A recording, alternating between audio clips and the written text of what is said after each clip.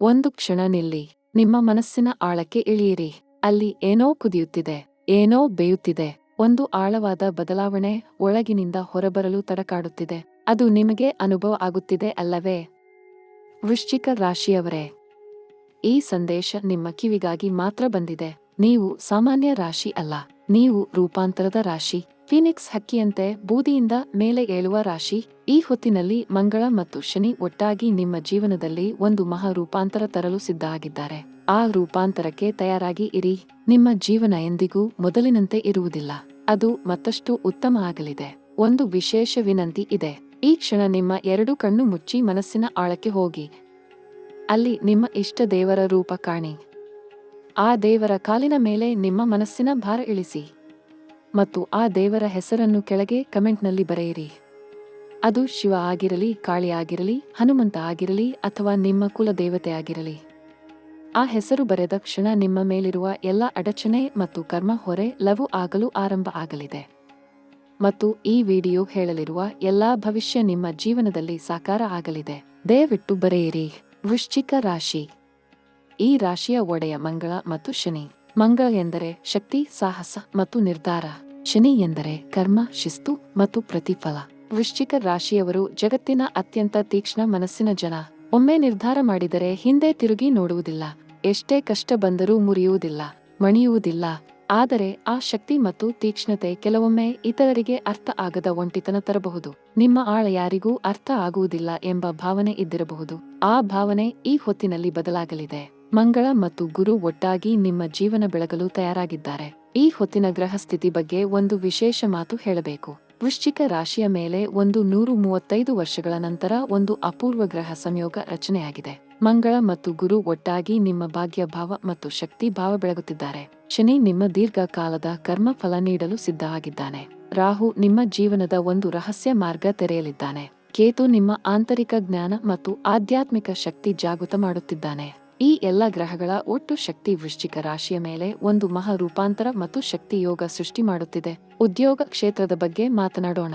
ವೃಶ್ಚಿಕ ರಾಶಿಯವರು ಕೆಲಸದ ಜಾಗದಲ್ಲಿ ಅತ್ಯಂತ ಶ್ರದ್ಧಾವಂತ ಮತ್ತು ಆಳಚಿಂತನೆ ಮಾಡುವ ವ್ಯಕ್ತಿ.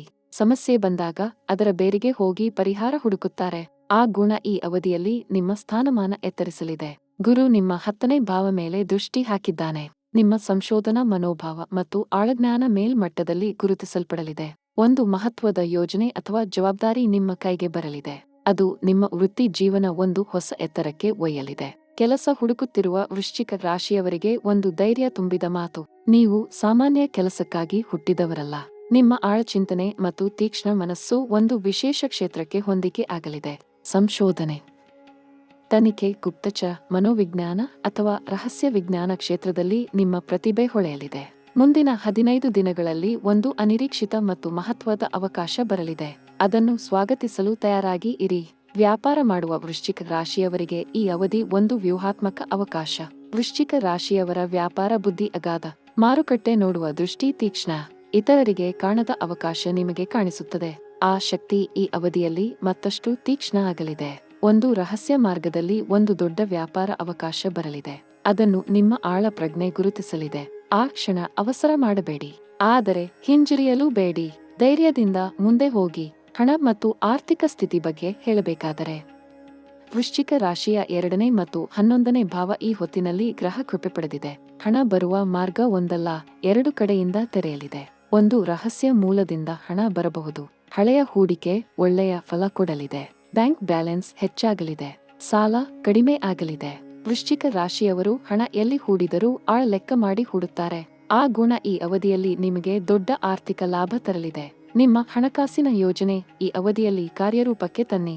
ಮುಂದಿನ 7 ದಿನಗಳಲ್ಲಿ 3 ಮಹಾ ಘಟನೆಗಳು ನಡೆಯಲಿವೆ. ಮೊದಲ ಘಟ್ಟ, ವೃಶ್ಚಿಕ ರಾಶಿಯ ಜೀವನದಲ್ಲಿ ಒಂದು ರಹಸ್ಯ ಬಯಲಾಗಲಿದೆ. ಎಷ್ಟೋ ದಿನಗಳಿಂದ ಯಾರೋ ನಿಮ್ಮ ಬಗ್ಗೆ ತಪ್ಪು ಮಾಹಿತಿ ಹರಡುತ್ತಿದ್ದಾರೆ ಎಂಬ ಅನುಮಾನ ನಿಮ್ಮಲ್ಲಿ ಇದ್ದಿರಬಹುದು. ಅಥವಾ ಯಾರೋ ನಿಮ್ಮ ಹಿಂದೆ ಕೆಟ್ಟದಾಗಿ ಮಾತನಾಡುತ್ತಿದ್ದಾರೆ ಎಂಬ ಭಾವನೆ ಇದ್ದಿರಬಹುದು. ಮುಂದಿನ 7 ದಿನಗಳಲ್ಲಿ ಆ ರಹಸ್ಯ ಬಯಲಾಗಲಿದೆ. ಯಾರು ನಿಮ್ಮ ನಿಜವಾದ ಮಿತ್ರ ಮತ್ತು ಯಾರು ಶತ್ರು ಎಂದು ಸ್ಪಷ್ಟ ಆಗಲಿದೆ. ಆ ಸ್ಪಷ್ಟತೆ ನಿಮ್ಮ ಜೀವನ ಇನ್ನಷ್ಟು ಸುಲಭ ಮಾಡಲಿದೆ. 2ನೇ ಘಟ್ಟ, ಈ 2ನೇ ಘಟನೆ ವೃಶ್ಚಿಕ ರಾಶಿಯ ಆಂತರಿಕ ರೂಪಾಂತರಕ್ಕೆ ಸಂಬಂಧಿಸಿದ್ದು. ನಿಮ್ಮ ಜೀವನದಲ್ಲಿ ಒಂದು ಹಳೆಯ ಅಧ್ಯಾಯ ಸಂಪೂರ್ಣ ಮುಕ್ತಾಯ ಆಗಲಿದೆ. ಒಂದು ಹಳೆಯ ಸಂಬಂಧ, ಒಂದು ಹಳೆಯ ಚಟ ಅಥವಾ ಒಂದು ಹಳೆಯ ಭಾವನೆ ನಿಮ್ಮ ಜೀವನದಿಂದ ಹೊರಹೋಗಲಿದೆ. ಆ ವಿದಾಯ ನೋವು ಕೊಡಬಹುದು, ಆದರೆ ಅದು ಅವಶ್ಯಕ. ಹಳೆಯದು ಹೋದಾಗಲೇ ಹೊಸದು ಬರಲು ಜಾಗ ಆಗುತ್ತದೆ. ಆ ಹೊಸ ಅಧ್ಯಾಯ ನಿಮ್ಮ ಜೀವನ ಸಂಪೂರ್ಣ ಬದಲಿಸಲಿದೆ. ಅದಕ್ಕಾಗಿ ತಯಾರಾಗಿ ಇರಿ. ಮೂರನೇ ಘಟನೆ ಅತ್ಯಂತ ಶಕ್ತಿ ತುಂಬಿದ ಆಗಿರಲಿದೆ. ವೃಶ್ಚಿಕ ರಾಶಿಯ ಒಳ ಮನಸ್ಸು ಬಹಳ ತೀಕ್ಷ್ಣ. ಕನಸಿನಲ್ಲಿ ಅಥವಾ ಧ್ಯಾನದಲ್ಲಿ ಒಂದು ಮಹತ್ವದ ಸಂದೇಶ ಬರಲಿದೆ.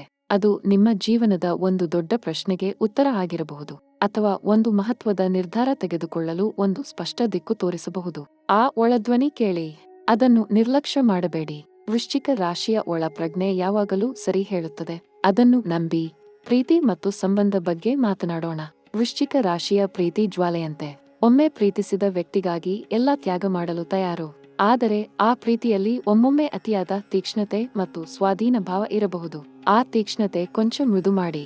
ಶುಕ್ರ ಮತ್ತು ಮಂಗಳ ಒಟ್ಟಾಗಿ ನಿಮ್ಮ ಸಂಬಂಧ ಭಾವ ಬೆಳಗುತ್ತಿದ್ದಾರೆ. ಒಂಟಿಯಾಗಿ ಇರುವ ವೃಶ್ಚಿಕ ರಾಶಿಯವರ ಜೀವನಕ್ಕೆ ಒಬ್ಬ ಆಳ ಮನಸ್ಸಿನ ಮತ್ತು ಶಕ್ತಿಶಾಲಿ ವ್ಯಕ್ತಿ ಬರಲಿದ್ದಾರೆ.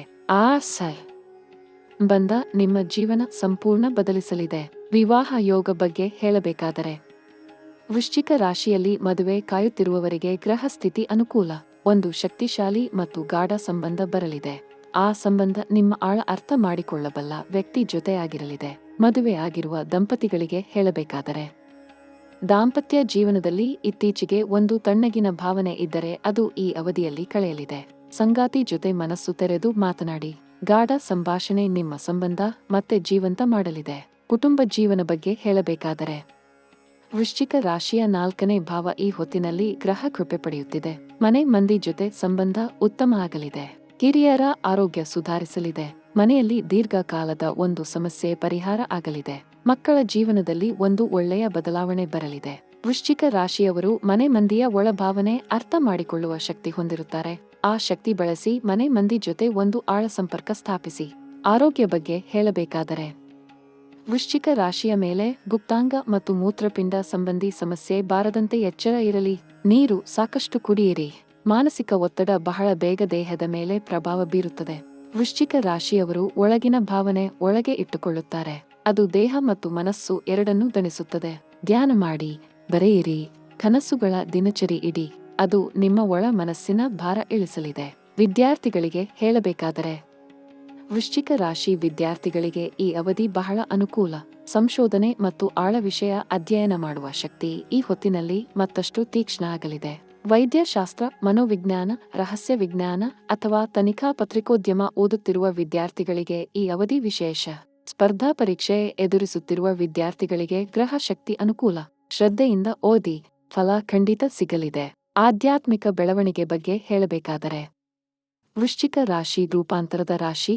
ಆಧ್ಯಾತ್ಮಿಕ ಜ್ಞಾನ ಈ ರಾಶಿಗೆ ಸ್ವಾಭಾವಿಕ. ಶಿವ, ಕಾಳಿಮಾತೆ ಮತ್ತು ಹನುಮಂತ ವೃಶ್ಚಿಕ ರಾಶಿಗೆ ಬಹಳ ಅನುಕೂಲ.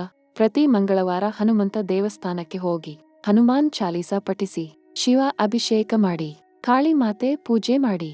ಈ ಆಧ್ಯಾತ್ಮಿಕ ಅಭ್ಯಾಸಗಳು ನಿಮ್ಮ ಒಳ ಶಕ್ತಿ ಜಾಗೃತ ಮಾಡಲಿದೆ. ನಿಮ್ಮ ರಕ್ಷಾ ಕವಚ ಬಲಿಷ್ಠ ಮಾಡಲಿದೆ. ಪರಿಹಾರ ಮತ್ತು ಉಪಾಯಗಳ ಬಗ್ಗೆ ಸ್ಪಷ್ಟವಾಗಿ ಹೇಳಬೇಕು. ಮಂಗಳ ಗ್ರಹ ಶಾಂತಿಗಾಗಿ ಪ್ರತಿ ಮಂಗಳವಾರ ಕೆಂಪು ಬಣ್ಣದ ಬಟ್ಟೆ ಧರಿಸಿ, ಹನುಮಂತನಿಗೆ ಸಿಂಧೂರ ಅರ್ಪಿಸಿ, ಕೆಂಪು ಮಸೂರ ದಾನ ಮಾಡಿ. ಶನಿ ಶಾಂತಿಗಾಗಿ ಶನಿವಾರ ಎಳ್ಳೆಣ್ಣೆ ದೀಪ ಹಚ್ಚಿ ಬಡವರಿಗೆ ಅನ್ನ ಕೊಡಿ. ರಾಹು ಶಾಂತಿಗಾಗಿ ದುರ್ಗಾ ಅಷ್ಟೋತ್ತರ ಪಠಿಸಿ. ಕೇತು ಶಾಂತಿಗಾಗಿ ಗಣಪತಿ ಪೂಜೆ ಮಾಡಿ. ಗುರು ಶಾಂತಿಗಾಗಿ ಗುರುವಾರ ವಿಷ್ಣು ಸಹಸ್ರನಾಮ ಪಠಿಸಿ. ಪ್ರತಿದಿನ ರಾತ್ರಿ ಮಲಗುವ ಮೊದಲು 5 ನಿಮಿಷ ಧ್ಯಾನ ಮಾಡಿ. ಅದು ನಿಮ್ಮ ಒಳ ಶಕ್ತಿ ಮತ್ತು ರಕ್ಷಣೆ ಬಲಿಷ್ಠ ಮಾಡಲಿದೆ. ವೃಶ್ಚಿಕ ರಾಶಿ ಮತ್ತು ರೂಪಾಂತರ ಬಗ್ಗೆ ಒಂದು ಆಳವಾದ ಮಾತು ಹೇಳಬೇಕು. ಫೀನಿಕ್ಸ್ ಹಕ್ಕಿ ಬೆಂಕಿಯಲ್ಲಿ ಬೆಂದು ಮೇಲೆ ಏಳುತ್ತದೆ. ವೃಶ್ಚಿಕ ರಾಶಿ ಕೂಡ ಅದೇ.